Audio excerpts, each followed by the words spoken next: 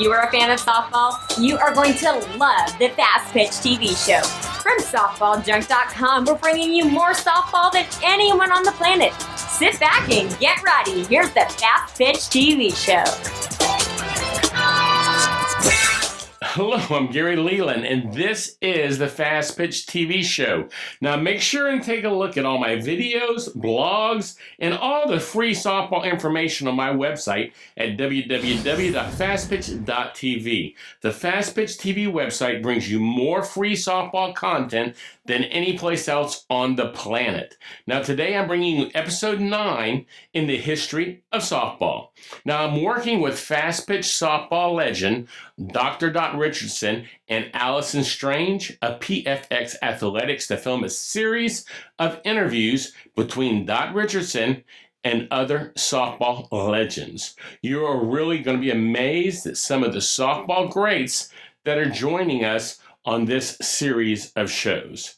Now, in this episode, Richardson interviews softball legend Michelle Bolster. This is another great interview in the series. Now let's go to the show right after this short message. Oops, sorry. I was reading this month's issue of the Fastpitch magazine. What? You're not familiar with the Fastpitch magazine? Watch this. You are going to love it.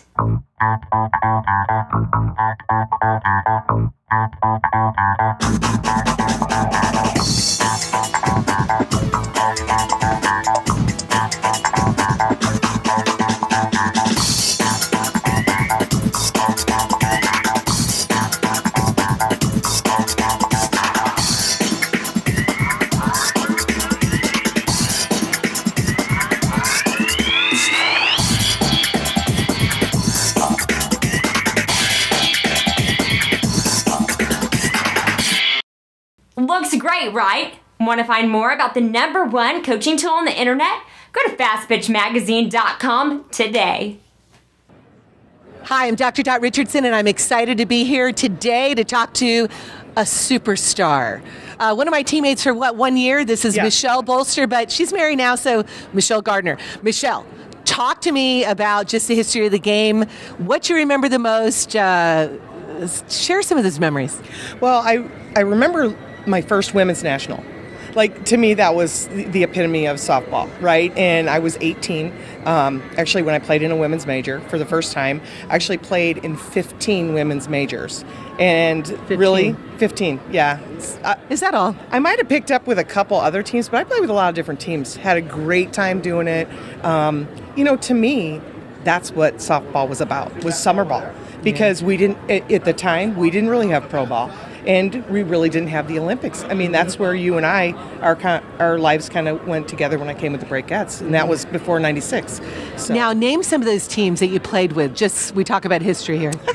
Well, I played with the Michigan Crews. I played actually with St. Louis Classics, and then I came to the Breakettes. I picked up and played with Montclair Majestics a few times, which was I had a blast with them. Oh, these teams are really legends. Yeah. Legendary organizations that we don't know now, but go on. There's more. It was just so much fun. Kirk Walker used to make fun of me because Kirk was always like, "You got to come to California and play on one of my teams." And I was like, "Oh no, this little girl's staying right in her little Midwest zone." But that being said, I got to play against and with some of the greatest players in the game. Name some of them.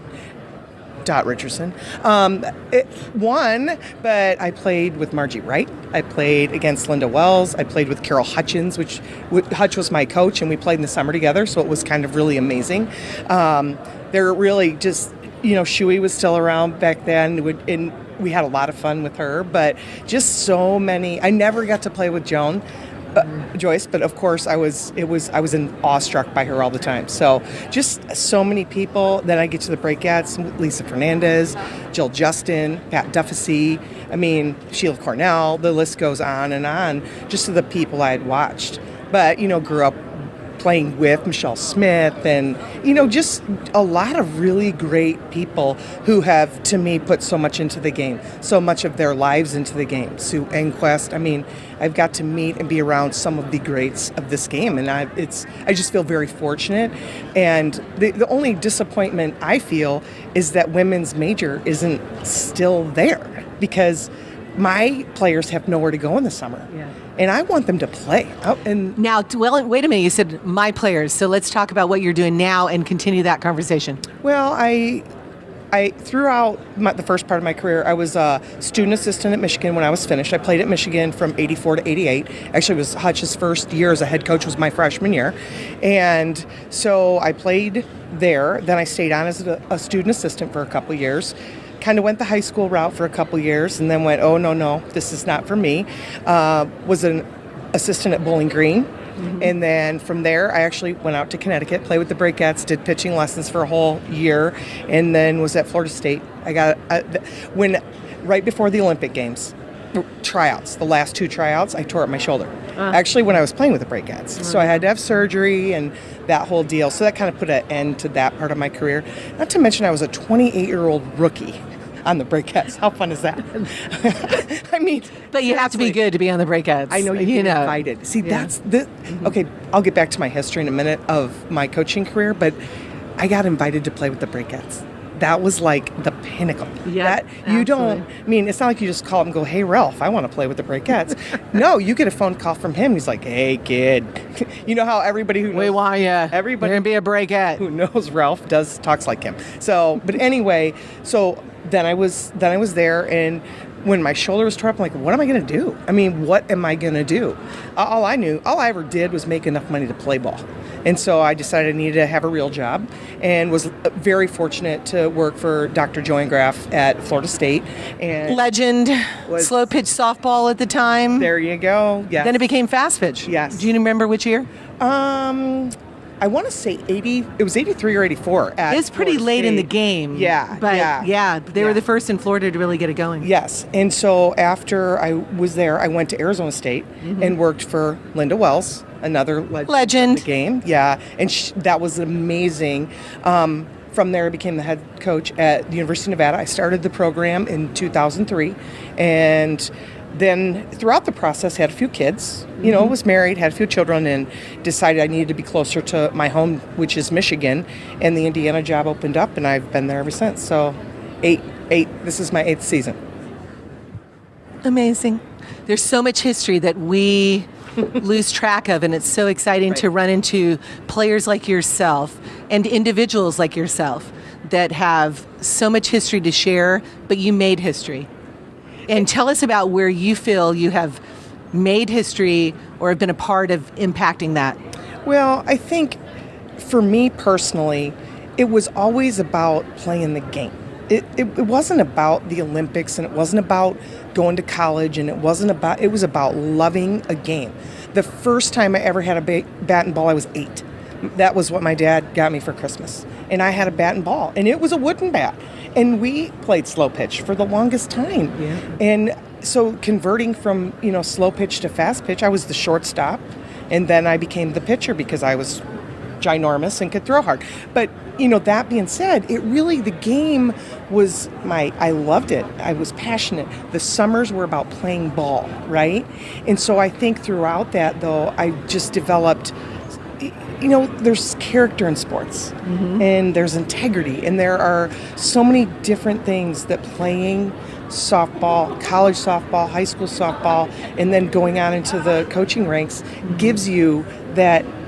I get paid to watch games. Are you kidding me? I mean, I get paid. It's called living the dream. Absolutely. So for me personally, I just think what I want to make sure is that people don't forget where we came from. And I think this generation is so about the here and now that, they don't really understand where we came from. And that's what they need to understand. Because I didn't get a new pair of cleats every year. I didn't get a new glove every year. I didn't get a uniform. I mean, we had one uniform I think I wore for 4 years. And I have it right now. And let me tell you what, it might fit on my right arm because it's so small. I'm like, I fit in that? But, I mean, those are the things. And now I go to Michigan. We had chain link fences. We didn't have covers on our dugouts. We had chain link fences. And Michigan Stadium is amazing, right? And now at Indiana, I went to Indiana in 2008, 2009, and when I walked onto that campus, I realized that field was the same exact field I had played on from 84 to 88. No way. And now I have this amazing facility, and Indiana has, I can't even speak highly enough of what it means to me to actually be at Indiana and in the Big Ten. And so to go from a player and have no idea what you want to do, but just passionate about playing. I wasn't the best player that ever played the game, but I loved what I did, and that's all I wanted to do. And so I feel like I learned so much with so little. Like I didn't have all the bells and whistles, but I worked hard. And so I think sometimes it's the gimmick thing that I'm just like, really? What? My first clinic I ever went to, Donna Lopiano was the speaker. Legend. Yes, and Donna Lopiano was talking about throwing a softball through a tire that was hung on a tree. What do you think I did? I went home and put up a tire, start throwing through it. It's like, but that's what I did. We worked hard. I didn't have a pitching coach. I didn't have a pitching coach. I didn't have a fielding coach. I didn't have a hitting coach. I had dad. Yeah. And, I think a lot of little girls had dad. Yeah. And my little girls have mom. And my son has mom. And not that my husband can't do this stuff, but you know what? I want my girls to understand that you can do it all. And that's the thing. Just the growth of the sport, just, the salaries, the fields, the things that we never had, but I'm a part of what we had. Yeah. And that's why I'm so proud of Michigan, because it's alumni field. And I am part of that. No, I didn't win a Big Ten championship, but I'll tell you what, I paved the way for other people to. And to me, that's what this is about. And now it's giving back. Yeah. Sure, it's my job. I get paid to do it. But I still get to give back. And I want these kids to walk out, student athletes to walk out with the same passion that I have for the game and for everything. This is life. Yeah. So you one trip, let's have fun. Well, I tell you can see that passion, and that passion is really what history is about. And I think that the young players coming up, those that have passion, they will reach their full potential. They will be the ones that are around us today that are staying in coaching, staying professionally, trying to see it work. But those are a unique breed, like Michelle, that as a young girl, you recognize that talent and the opportunity wasn't so easy to come by, but you found it. You seized it, and you keep giving back. So, Michelle, anything else you'd like to add to the history reel? I honestly, just that the people who paved the way are amazing individuals who really were selfless and did so many things. And we need to be grateful to what was before. And I try to explain that to my team, because we had a alumni event this fall, and Gail Blevins was there. Legend. Thank you. And, we have so many, Pam Lee, there's so many people that played at Indiana that went to a College World Series, and we had a whole group of them back, and I made them get up and introduce themselves to my team because I wanted them to understand, and they all spoke a little bit, and it was just so moving. I was in awe, because I look up to them and played against a lot of them and with some of them, and it was just an amazing thing. And my kids were just like, they really were bought in, and it was an amazing event all the way around. So, it's like, I'm just trying to get them so they both have it. And I looked at my team, I said, do you know in 20 years you're going to be the one standing up there? Like, make it real. I love it. Thank you, Michelle, for all you do and you continue to do. And I think that's the difference. Thanks. Those that are legends, those that impact others, they're still standing and giving back. And thanks for all you do. Thanks. I appreciate it, Dad. Welcome back. Now, I hope you enjoyed today's show.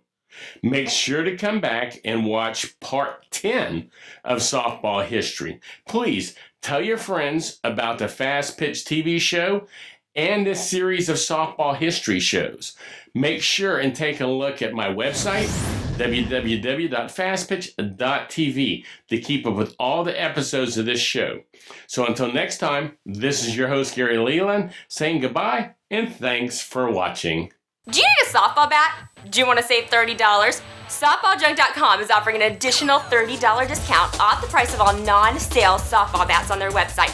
That's right, $30. So the next time you buy a bat, go to softballjunk.com and enter the code FPTV30 during checkout. And wham! You just put a cool $30 in your pocket.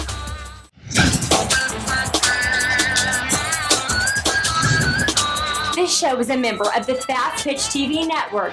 See all of our shows and blogs at www.fastpitch.tv.